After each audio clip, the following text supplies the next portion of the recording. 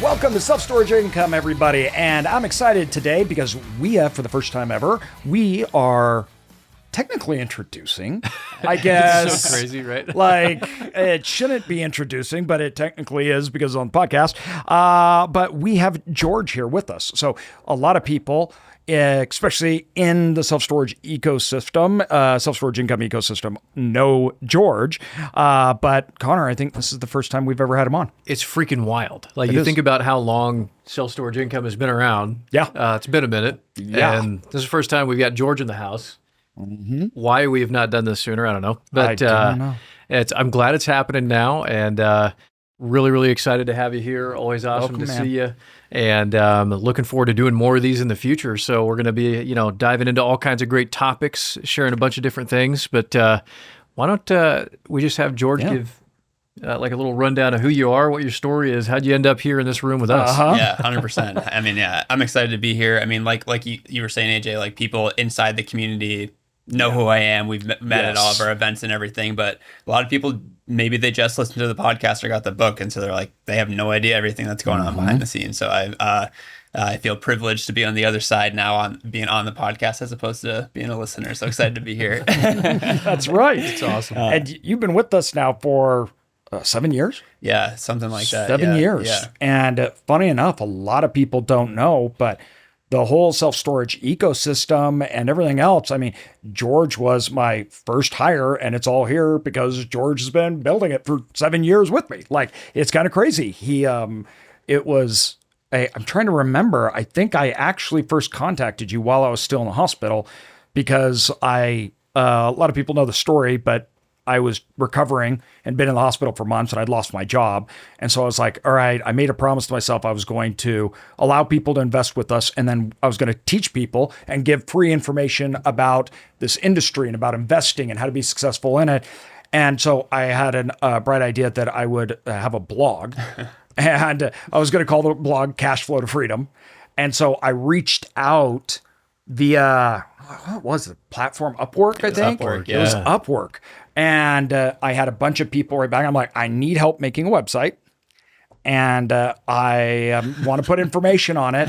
And so I got all these people come back, and George was the person that responded and that I started talking to. And I talked with and hired you on Upwork. And The best now, Upwork like, hire in history. like, I mean, it's been how long now? 7 years. So that's kind of setting it up. But I mean, it's been a while. It's crazy. And I think too, like from my side, my experience of it was I was building my freelance business. I was growing on Upwork. I have a web design and tech background. And like my vision was like, I just want to be able to have my laptop, Wi-Fi connection, make money anywhere in the world. And so I had been doing that for a little over a year. I was just teaching myself how to code and develop websites at night.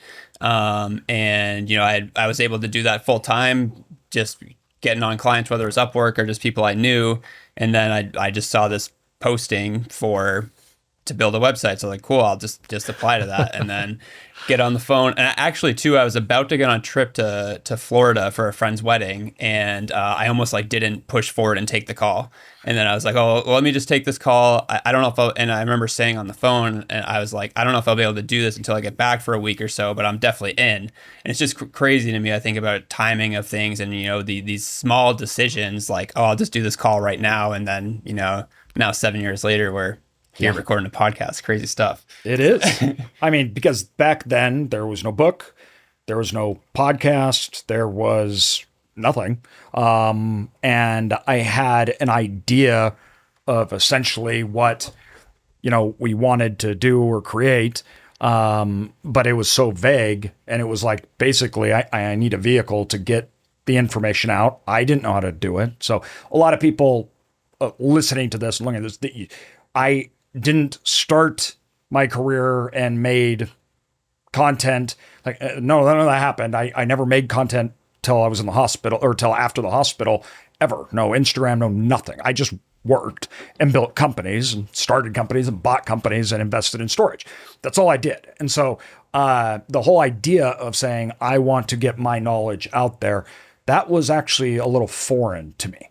So I didn't know how to deliver it. I didn't know what to do. So the idea was a blog. And the reason why I wanted to do a blog was because I was in a wheelchair, and especially in the hospital, I couldn't do anything. I couldn't go anywhere. So I thought I would just type it out.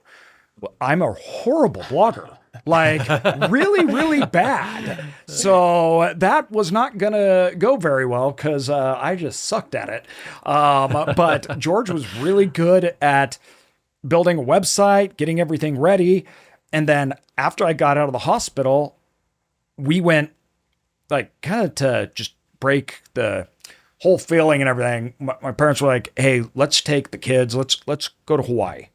Like you've been now since last summer, it's now spring, And so we packed up and my brother helped me and they got me in wheelchair and got me in the plane and everything else. And they took to Hawaii so the kids could play, try to create a normal life for the kids, right? You want them to feel normal. And it was there that I'm sitting on the beach. No, I'm not. I was in my wheelchair scooter thing and I met Brandon Turner. And we were just talking. I had no idea who he was. I didn't know Brandon Turner. So we were talking real estate and he's like, hey, you should come on podcast. And that was Bigger Pockets. And so I did that. And then, I mean, we got tons of people that came to the website, obviously. Took off from there. Took off. And it was like, oh, I should do the podcast. Yeah. That worked way better than this blogging thing that I was trying to do. And so then that's when we started. I think then it was right after that the podcast started, right? Yeah. And the way I remember it too is the podcast came out on Bigger Pockets. I want to say I think it was the day after the 4th of July. Yes. And so on the 4th of July, you and I are on the phone all day going nonstop, like getting this ready. Something that probably would have took us seconds to do today. Yeah. But back then it was just trying to figure it out. Yeah, that's wild. So we're trying to, get everything ready for the podcast. And then just totally evolved from there. And I think too, when I think back to those days, it was like, you would always be pushing things forward to be like, I want to start a podcast. I want to write a book. I'm like, I have no idea how to do any of those things, but let's figure it out. Yeah. Well, and you're like, okay, I just have to be clear. I've never done this. I'm like, can you figure it out? Yeah. And you're like, I think so. I'm like, all right, let me know if you have problems. Yeah. Let's go. Dude, And George would just go figure it out. And the next thing you know, I'm like, I need to do this, or I want to build out this. And he's like, I'll go figure it out, right? And it's crazy. I mean, we have over 30 people working for us now. I think we're outside the associations, like the national associations, everything else, the largest platform in self-storage education. When we got started, there was, I think, another podcast about storage, but it wasn't actively used. Like it was just kind of like a dead thing. And so we started to do that and really talk about it. And then the books were immediately after the podcast, which even that, when we were doing that, I figured all this stuff, like I didn't know any of this stuff. I just literally just sat down and started typing for the book. I didn't think anybody would read it. Which was wild and totally like destroyed my summer, if you remember, because I was like swamped. Because all these people were calling, so I'm like, oh my goodness. But But 15-minute calls. holy cow, dude, that took over my life. But then once again, just figuring it out, self-published the book, launched it, and that just went crazy. And we just kind of rolled with it. It was, people would ask us, they're like, hey, we have all these questions. We'll figure it out, kind of build it out, and we'll make it. And basically I just threw everything at George and he was like, yeah, I'll do it. We'll figure this out. I'll make this. I'm like, great. Cause I got 5 more things. And, it just came and George is like, hey, I got to hire more people, got to do more. And, that's when Tessa was like, yeah, so we're spending like 10 to 15 grand a month. So you can teach people all your secrets. Like, that's great, AJ, but could we not be spending all this money, right, to teach other people? And so then I was like, all right, George, this has to basically break even. And I tried coaching because that's what everybody said to do, kind of thing. And I'm like, I don't want to do that, but I'm like, okay, well, maybe we see if they're, nope, I'm not a good coach. Didn't want to do that. And I didn't want to do it. We knew I wouldn't have. Everybody that was just like basically begging, I'm like, I'm going to charge you so much, you are not going to like it. Yeah. Like you're not going to be satisfied with it. Basically, I don't want to do this. But I liked a community because we'd already gathered a community. So Self-Storage Income already had just all these people, right? And it was like a home base for people trying to get into storage. And so then I'm like, okay, George, we need to structure an actual community so we can take all this information and we can disperse it. And then that's when the self-storage, our inner circle got started. And then from there, it just kept growing. Yeah, and I think for anyone, like, people have listened to this podcast for years, or someone, this might be the first podcast they listen to, and I think it's, you know, great for them to be able to see like what goes on behind everything, and then also see like what it was like when it started, because like now there's over 30 people working with self-storage income, but it was not always like that. No, not even. And a lot of it became like, I don't think we realized, and like, I had no background in storage, like, and I always say, like, most people who meet you, or a lot of people are like, hey, I heard of this thing called self-storage, I want to learn more about it, and then they find you. I was the opposite. You and I got connected, and then I started learning more about storage, and it evolved to everything. But I don't know if either of us anticipated what type of industries and communities self-storage income would become by how much people were so passionate about metal boxes. Yeah. We're in Mississippi right now, and we're turning this storage facility around. Now, lots of people are out trying to buy facilities, small ones that range everywhere from $300,000 to $4 or $5 million. Now, they're worried about getting the money or having the financing. This is why we team up with Live Oak Bank, because they get this. They understand storage. In fact, we have them help us underwrite deals for our students and others, because they are one of the best people in the industry when it comes to getting loans, especially small business loans.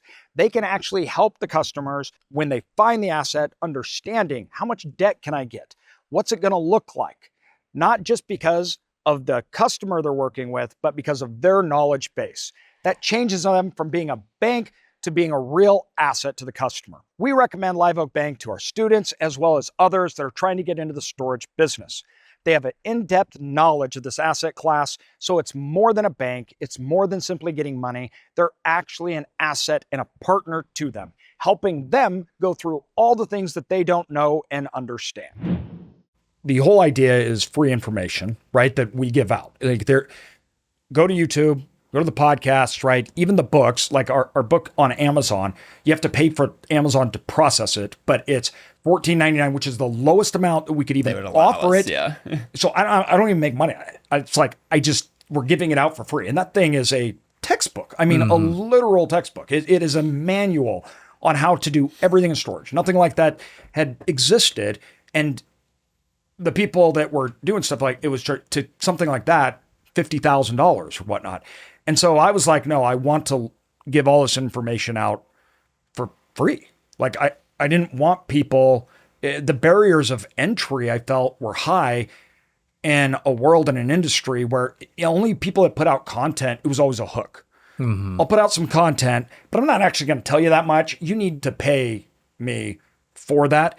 And I found a lot of them didn't even really have experience. And of course, we have a lot of those today. We got people out there that are selling how to do storage, and they've actually never even bought one themselves. And a lot of people don't know that. I don't like that. Like, I'm in the business of storage, not education. Like, the education came because of that, not the other way around. Right. And I think that's really important to know and understand.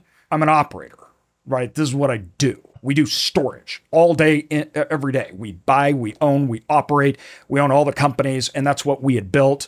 The education thing came after we had already had a portfolio of well over 150 million in assets. So when I looked at that, I was like, this isn't my job, like that I need to make a living off of, and I put money into it. And we did that for years. Like, I've just poured money into self-storage income for years. Our first conference we ever hosted, they were like, hey, we need to cut back and you need to charge more, right? And I remember Store Local wanted to, they're like, hey, we want to team up. And I'm like, no, you don't. You don't want to team up with me. I'm like, because not only do I not care about making money, I'm like, there can be no sales, anything else. And I, wrote out a check for whatever it was, $50,000 after the people had already paid and everything, but we just kept it low, and I wouldn't allow all these other sales and everything to go on because we wanted to have like the best, nicest experience, not a Vegas thing where you go in and the only information is by somebody that you don't know and they're hawking stuff. It was quality, quality, quality. And I talked a lot to George and obviously Connor, because Connor was on the storage side during all this.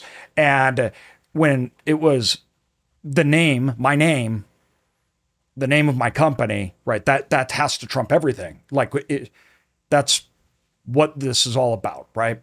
And so we approached it very differently per se. Even the community and charging for a community, that was charged to actually give things. Like it was like, nope, we're taking all of this, we're breaking it into useful. Here's the tools, everything else like that. 1, 2, 3. Like we'll hold your hand and walk through it, but the information's out there. Right. But this is condensed. We're holding your hand. And like I always said, George, because George brought up the question once. He's like, okay, well, AJ, I get what you're saying and stuff, but what do we charge for then, and what do we not, right? And I'm like, it's simple. The information is free, but the right to time, effort, and resources is not. So when somebody has to, if you have to pay somebody to now do things, right? Or you have to pay to get something, that's not free anymore, because that's labor that we actually have to pay for. Right. Time and execution. Time, execution, and actually holding your hand. So if I have to pay and hire people to do things for you, then that's not. Other than that, all the information's for free. Like you can go and listen to all 100 plus episodes or 200 or whatever episodes and everything else like that. And which I understand because I pay for people to give me and do that too. That was how but that's how it became, I guess, a more formal company. That's probably the better way to say it, as opposed to just me and George throwing out information out there and me going, wow, I really look stupid doing that. And I don't know if that was good information or not. Then it became, no, we actually have, because people were asking, we have to package this into something. Like people there's just so much. We need to condense it and make it usable. And that then changed the way we viewed everything. I think we joked at one point that Self-Storage Income was the company you never meant to start, and then it just became what it is today. Yes, and now it's just being I think just being able to help so many people is really what's fueled it. It's insane. Like I mean, how many people alone this year have bought facilities that teamed up? It's wild to me, and that's just in our communities. That's not all the people. And we don't talk about this. I don't think I've ever talked about it. We get lots of people that are writing in and just saying, hey, because of you, I'm in storage. I bought this and I talk to people. That's kind of weird to me, right? But it's amazing because all of those people that we don't actually know or necessarily even see, right, that have gone down. And there's been a few times that I thought, I'm like, I'm going to stop this. It's massively time consuming and resource intensive, to say the least, and especially and I'm like, the whole point in doing it was to give back, but then also help my actual business of storage, which it did, right? Because it gave a platform. We got deals. People were calling in and get deals. So it was very helpful, but it was a lot. And so there was a couple times that I'm like, I need to stop this. And it was taking up nights, weekends for me, because I was doing my job. And then when it started to travel too, holy cow. But I thought, I don't need to be doing this, and shouldn't. And the only reason I didn't was because when I would travel or I'd go to things, be like all these people, they're like, I quit my job, right? My wife doesn't have to work and stay home with the kids because we bought a storage facility because I listened to you and I heard you on a podcast. And I was like, then I felt like this guilt. I'm like, I can't stop, right? Because now I'm like, it's actually meeting stuff. And that's really when it came down to, I have to figure out a way to pay for this because we can't stop because it's having such a huge impact. And that was right about the time then we asked you to come on as a co-host. That was when the official community, wasn't that about the same time? So back from how I remember a lot of this stuff going, when I first started working with you guys back in the day, it was still cash flow to freedom. That's what it was. And then it's an amazing thing too, because you talk about the Hawaii and the podcast now, you guys were connected and you guys were going through all of that, because of that coordination between you guys and that podcast, the initial one you did on Bigger Pockets, I ended up hearing that. That's right. Ended up reaching out to you. And we went and got lunch. Got lunch. That's right. I forgot about that. And then I had the podcast background. That's and the right. equipment and these different things. And so we still have your equipment. No, actually, it's been retired. We've got fancy new stuff. Oh yeah, we got the new stuff, but yeah. not that long ago. This was Dude, like 6 months ago. Forever. And what's wild is like, That's right. for years. I took it, by the way. I didn't pay for it. I just took his equipment. I'm like, I'm using this. No, it was donated, and I gladly accepted it. I was happy for the opportunity because, like, what's wild is it's like you joke about that equipment even, but it's like for years I listened to podcasts, whether it's Bigger Pockets or any of those things, read the books, all the stuff, right? And like years after that, the same equipment that I had to do my own stuff, I'm recording, like there were some episodes we recorded for Bigger Pockets and some of that with my equipment. And I was like, hell yeah. Like, that's right. That's freaking cool, man. Like just full circle how all of this stuff has just had such a huge impact, not only for everybody out there that we know and haven't even heard of, but I mean, even just us internally, what an impact all of this has had on our lives and how incredible it's been. But when we first started, it was like the cash flow to freedom thing. Then you were wanting to do the podcast. So yeah, I brought the equipment in. We were putting that together. We would record it. I remember, dude, we would record the podcast. I would go home and stitch the audio together, and we would, I was managing that for a little bit. Then throw it up. And we found some people on Upwork to start doing some of the audio editing and things like that. And then again, just growth wise, we ended up finding, hiring people internally and, otherwise to do some of those things. And I mean, it was very much just bootstrap in the beginning, like you guys were talking about, just figuring it out. Dude, I was literally like in your office with your iPhone recording you. Yeah, we have those still up on YouTube, those go old check them ones. out. Yeah, like of me just like in my coat before I head out in the snow and like stuff. And that was just Connor holding up the phone. Yeah. And my arms got so tired, dude. It was like, don't shake. Yeah. Like it was, I mean. That was back in the day before they had the stabilization. Exactly. It was. I think it's cool. That just shows like how much of life is about timing and those things. Oh, like how it's wild. That we got connected, you listen to that podcast, now we're all here recording this. And I think just how that just shows again, like the industry of self-storage is like fuels a lot of that, and how, because same thing with people out looking for deals, so much of it's about timing as well too. People put in the time and effort, and it's just like sometimes the time's in your favor or not. And I think, too, it's when looking back a lot of it, first of all, we're having fun doing it. And when a lot of people have asked, especially industry now, they're like, okay, why did the podcast get so big? Like, how come we've got so many listeners, everything else? I keep coming back. I think it was the intent.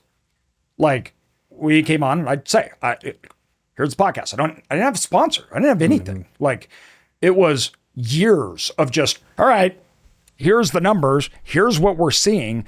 Here's the insight of me building a private equity firm. And like, just here it is. Yeah. Like there was the only purpose behind it, and which it still is today, is to deliver information.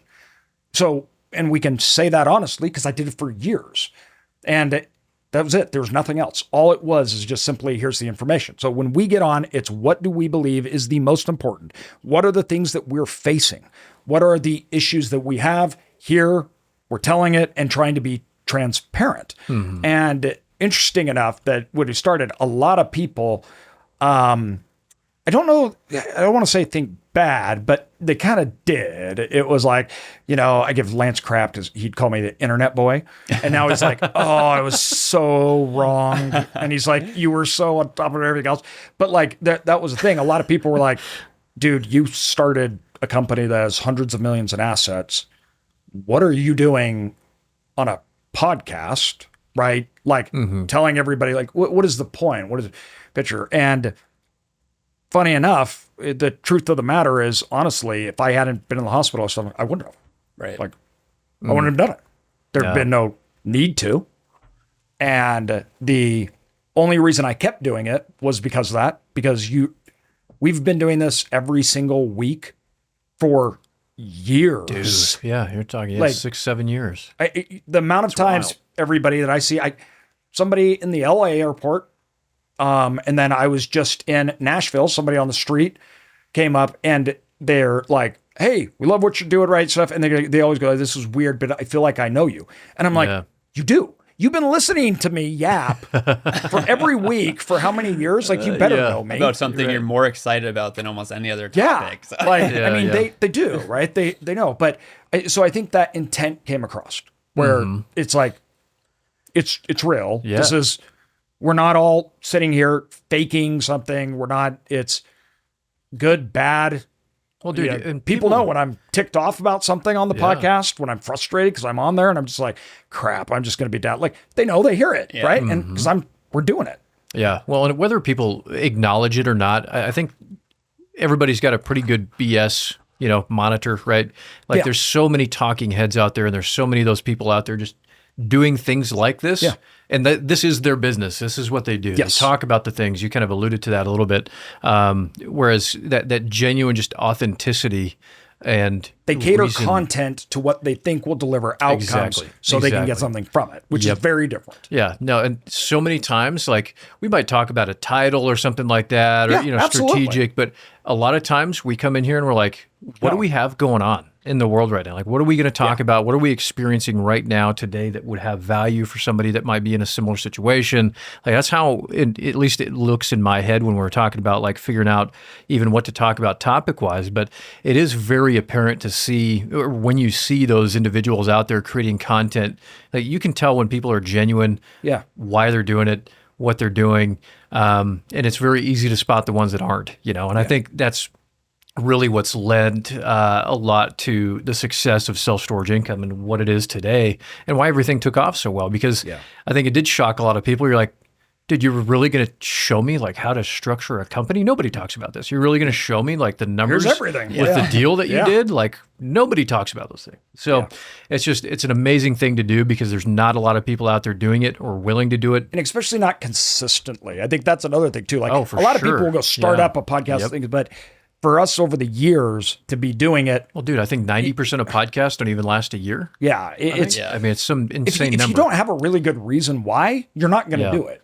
It's a lot of work and a lot of money, and consistency for months is okay, but for years, it's it's so easy not to do it. For sure. Well, we've even had people ask us, that are starting their own private equity firms or different things. They see the value in being able to get out and share genuine information to then, attract deal flow or to attract opportunities or whatever. And they're like, oh yeah, I want to do some more content. And I want to do this and that. We're like, cool. You better get ready for like a second job, dude. Yeah. Like, it's not like, No. yeah, I'm just going to post a couple No. times on social media and like, no, it is so much work, so intensive. I mean, I mean, we have an entire team of people doing all these things. I mean, just to put Wild. a podcast out, just to put a YouTube video out, it's a ton of resources and time. And I think, the great thing about doing it was there was a huge need for it because nobody, was doing it. And that allowed us to get our information out, which then allowed us to get opportunities within our business. We bought deals, partnerships, so we were able to grow right from it. And we were able to do it during a time and in a way when it was needed before, after it got really saturated and after it became more, not even just common, but it was just like, it was more of a thing that's going on that everybody either does or is trying out. I think for us, having that allowed us to be more stable internally. I'm not talking about other people. I'm talking about like us to keep going and keep doing it because we always have. So it became part of our business and process as opposed to jumping in, trying it or leaving it and actually being able to stay. And now we feel a responsibility to our listeners. And when we were talking about responsibility to our listeners, that became a whole nother aspect. How do we deliver then? Because, our listeners, amazing, our events, we love everybody, obviously, that, participates. And it's kind of our tribe and self-storage income community. And I mean, the whole entire thing, everybody, we thrive off it. We love it. And we get the feedback from the listeners. So we need this. I want to know this. Okay, well then we literally are just coming up with services and products and different things to give to people because they needed it. So then all of a sudden we started delivering stuff just because that's what the audience wanted. That's what people getting into storage wanted. And the hurdles for any asset, but commercial real estate, the barriers of entry can be fairly large, capital, deal flow. But for storage, one of the biggest barriers of entry is knowledge based. It's a different type of asset. It's its own thing, right? Like people are like, oh, you're a commercial real estate investor. I'm like, no, I'm a storage investor. Like, it's not the same thing. I have a storage company, right? Yeah. That's what I do. I have a self-storage business. And that's all we do. That made us better when other people were asking us. First of all, I had to figure out how to teach it, how to articulate it. And then that allowed us to see holes in our own process.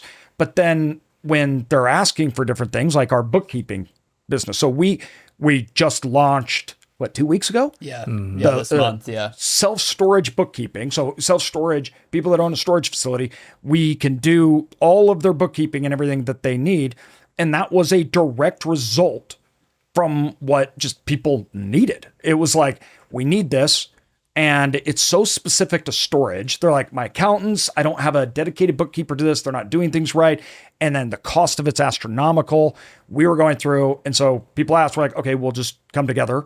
And we got Olivia, that's what she did. She did bookkeeping for self-storage and brought her on, teamed her up and launched that. And then we're doing all our other products outside of just our educational stuff, but everything from the feasibilities. Right. And then we had architecture. And then it was like, we're just adding in all of these things for our community and our everything. But what that did is it actually made our inputs in our business more. So then we added software products and now we're doing revenue management. So all of a sudden we started seeing the industry from all types of different angles. And that gave us way more insight along that journey. Technology is the name of the game, and how you operate your facility and the efficiency at which you can operate will depend on the technology you use. Your property management system, what it allows you to do, and what you have access will determine the outcome of how that facility performs. That's why we go with Tenant Inc. with their product Hummingbird, because they are the best in class when dealing with automation, when dealing with move-ins, customer acquisition process, improving my online acquisition process. They are bar none the best. So if you are looking to automate your facility or operate it in a best in class way, make sure you guys are looking at Tenant Inc. and their product Hummingbird. The link is in the description. Well, even going back to the start of the podcast, like the storage industry has evolved so much since it started. And so like I just don't think there was as many investors in the storage industry at all. And then, you know, that changed drastically. And now, 6-7 years later, storage isn't uncommon for people to be wanting to invest in, whereas that wasn't the case when this first started. That wasn't the case. And so now like there's not a lack of education out there for going to YouTube and finding content, but now it's like people are needing these next things out there. Like, okay, I can learn, but like, I don't know how to do my bookkeeping, or like, I don't know how to underwrite, or I don't want to submit this to a bank. So that's where the feasibilities came in. And how do I know supply and demand? How do I, And so it's really forced us to evolve in that sense of like, how can we continue to provide value to what the people need? So the podcast is always here, always been such a stable part of self-storage income. But yeah, as you're alluding to those services, like the bookkeeping, we're launching a VA service for virtual assistants for people specifically for storage. And so that's just like based off of what we see, obstacles that people SEO. Who are trying. Yeah, exactly. So people having obstacles of trying to get to their first deal or scaling their portfolio. And it's like, that are key leverage things that we identify. So some of the stuff, if you take like, for example, VAs and SEO, these were the two big ones as we were going in, that if I'm getting started in storage, what do I need to know? The first one was feasibility studies. Yeah. So if I want to be in storage, I want to buy a storage facility, the feasibility, hands down, most important thing. The banks are going to require it, but that tells you not just general information, site information, P&L, like profit and loss statements, your projections, value, supply, demand, rental, on everything, right? That is a complete in-depth. You can give that to the bank, investors, everything else. Whether you're buying or building. Whether you're buying or building. Yeah. Exactly. So that was immediate value of the utmost, right? That people could need, we're doing it for you. Then some of these other things it was like, there's value that is good, but what I would call more general, right? Mm-hmm. Some things though in storage are very, very specific to this asset class. that isn't something that's simply transferable. Right. Right. So when you look at certain niches like SEO, VAs, or even like bookkeeping, there's all these little things about storage that within that is very specific and they can leverage. So whether that's SEO, whether that's marketing, whether that's, these different things that we have in the applied pressure of that has big outcomes, particularly on that asset. So the difference of maximizing in these specific areas is the complete difference of performance on the asset class. So we took like where we knew, all right, you like the community we're hearing, we need these services, especially starting out, right? And then we took where the biggest bang for a buck or what is the most important to get those outcomes are these from obviously experience, what we know, and two, how to do them right that sets you apart.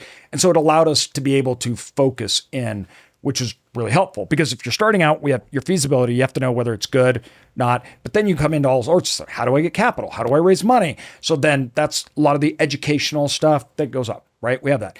Then you need deal flow. Then you need so there's all these other things. That's when the inner circle came in. Now we're bringing actual deals to the community, but then the actual operating and running of the facilities, right? And then how do I even know if I can do better? Well, that's why Connor, come in, hey, we can do audits. And it was just all these resources to help the industry as a whole, but people to get started in an asset class that is niche, that is not like other ones. If you take SEO for one and just apply it to another one, you're not going to get the same results, right? And it makes a big difference, really big. Well, and even just the opportunity, you talked about the industry just changing in the past, 6 years alone, how far it's come. I can't imagine what the next 6 years is going to look like. Man. Yeah. Now that the asset class is, a real boy, you know, so it's really going to be interesting. And so now truly is the time to jump in and to acquire these storage facility businesses and do these exact things that we're talking about, because those opportunities, I mean, it's not going to be around forever. No, the market's consolidating. It'll consolidate, mature. And so, it's just the timing of all of these resources and being able to have the platform to put these together for people at a time when the opportunity is at the height. It's just amazing. Well, and it's like really why we started Store Local, and we had this belief clear back like 2008, 9, and we paired up with large storage operators because the belief was essentially technology is coming in, it's disrupting, and technology will do to storage what happened in hotels. And that's everything consolidated in 5 brands, the whole entire industry. And you can't compete against them. They just dominate, right? No way. And we looked at storage because of its past, it's fragmented, but that is starting to happen and that will accelerate and that will happen. So the whole guiding principle and everything is supporting independent operators to be independent. Individuals can buy assets, can compete. And that's what self-storage income was there for. And people go, well, why? Well, okay, first of all, if we have 3 brands that consolidate the industry, that's not good for my business. Right. And 2, when we have a fragmented industry, I can buy. I want there to be individuals because I want to remain and I want to have a very vibrant market, everything else. Then on top of that, people getting into the industry that do poorly hurts everyone. Right. So I say this often, but if you have a facility that's across the street from you and they're 50% occupied, that doesn't mean you're doing good. Them failing doesn't mean you're succeeding, right? So we don't want bad players coming in. So self-storage income is, yes, it's for the public, but it was also self-interest. It was serving the industry as a whole. And we'd already been doing that in things like Store Local. So the services, boom, these are services I need. So offering them drives down my cost. So when I offer them to other people and we take our expertise, my operating cost actually lower because it's shared, right? So that's how come we can offer bookkeeping for so cheap and everything else.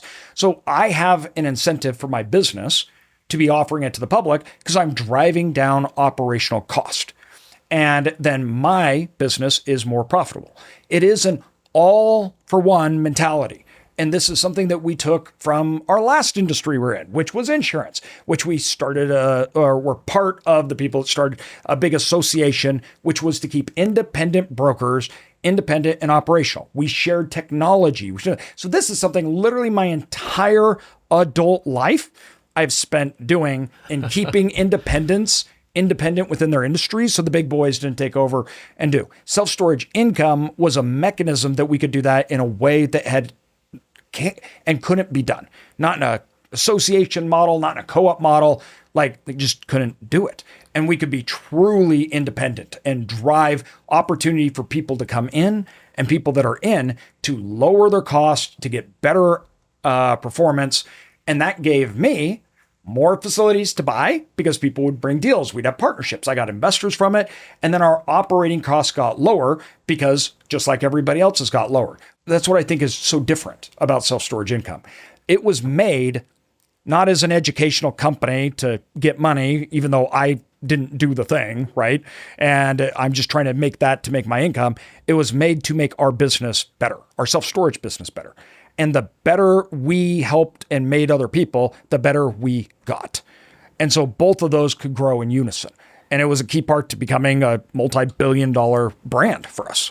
I think it's such an important context for that as well too, because like essentially what you're saying is like if you can listen to this podcast and learn how to become a better operator, or buy your first facility and do it intelligently, that helps you. That helps AJ. Like, absolutely. So I think that's so important to be like, that's how it reciprocates. Like, yeah. Someone buying, we hear this all the time with development. Like, oh, I have 5 acres of land. Maybe I'll build storage there. We're like, please don't just build it. Just because you own the land isn't a good reason to build a storage facility. Yeah. And so being able to have these people come in and learn, like we say, the biggest risk to self-storage is self-storage. So like being able to educate others has had a huge impact on what it's allowed, you to do, Cedar to do, and everything that's involved with that. A month? How much does it cost to run self-storage income? It was 100 it's a plus lot. thousand a month. Yeah. Like what we're putting out there and the amount that we're putting and what I've put into self-storage income for years, right? We believe in it. We believe in it because it's made our business better. It makes other people's business better, but we believe in it as an industry whole type model. Like we need this to have a vibrant market that is fluid, that people can share resources. The big guys, they win because they consolidate. They have all the cards. They have everything internal. They have all the data. They have things that we don't have and can't replicate. The idea was, well, how do you compete with that? You have to buy more locations.